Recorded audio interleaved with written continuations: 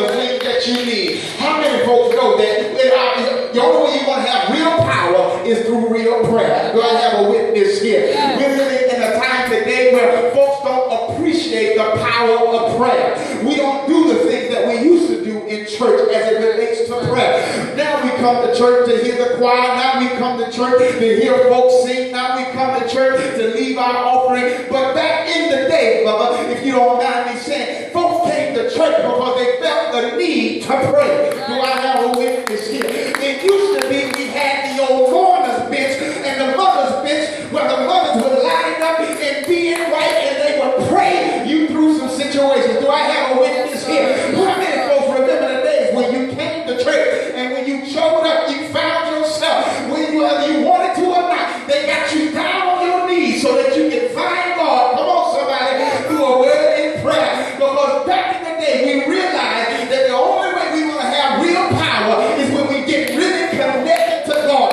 Do I have a witness here? And you have to understand that we're living in a time today. We say, well, we live in better days now. We don't need to pray as much now. But how many of you know that back in the day, we didn't have the sicknesses that we have now? Come on, somebody. Back in the day, folks stayed together. They didn't just run out and get divorced. Come on, somebody.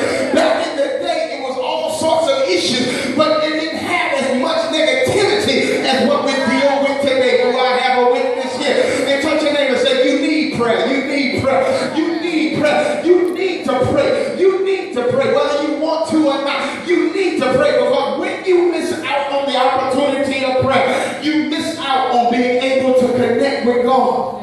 And what happens today is that we look to TV to help us. We look to different things to help us. We look for alcohol. We look for drugs to help us. Oh, come on, somebody talk to me in here. We look for all other things to help us with our situation. But can I tell you that there is nothing greater that can help your situation than going to God in prayer?